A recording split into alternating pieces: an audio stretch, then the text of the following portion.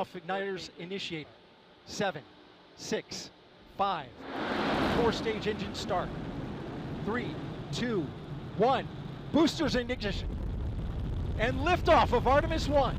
We rise together back to the moon and beyond.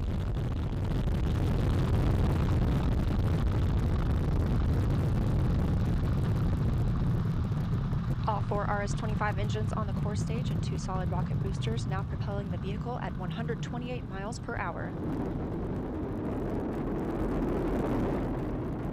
Hearing good control on the roll from teams in Mission Control Houston. All good calls so far. Now 30 seconds into the flight of Artemis 1. First milestone will be for the vehicle to pass through max Q at about 1 minute and 9 seconds into launch.